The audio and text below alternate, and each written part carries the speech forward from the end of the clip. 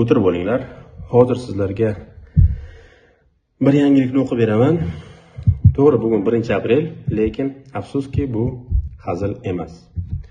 Texnik jihatdan tartibga solish agentligi tomonidan Leapmotor C16 avtomobilida aniqlangan kamchilik sababli avtomobillarni sertifikatlashtirish organlariga Leapmotor tovar belgili avtotransport vositalarini sertifikatlashtirish yuzasidan arizalarni qabul qilishni to'xtatish to'g'risida xat yuborilgan. Tarjimasi: endi O'zbekistonga Leapmotor olib kelish mumkin emas. Sababi kamchiligi bor ekan. Qarang, butun dunyoda tan olingan brend, investorlar ichida kazo kompaniyalar bor.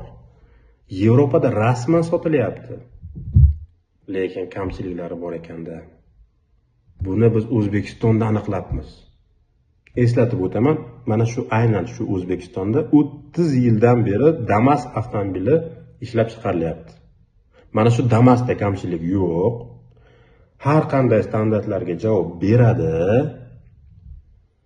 Lekin Leapmotor C16 javob bermaydi. Kulaymi, yig'laymi? Mana shu poligonlari yetmaganda o'zi, men ham borganman o'sha poligonga, mashina olib bordim. Qani nima qilar ekan deb qiziqdim. 2 yoki 3 daqiqa qaradim mashinani.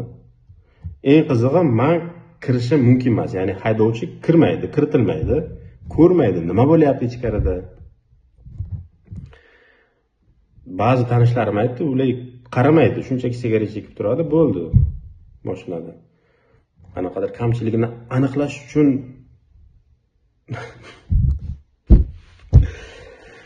endi tasodifni qarangki, bu kompaniyaga raqobatchi kompaniya O'zbekistonda rasman faoliyat olib boryapti.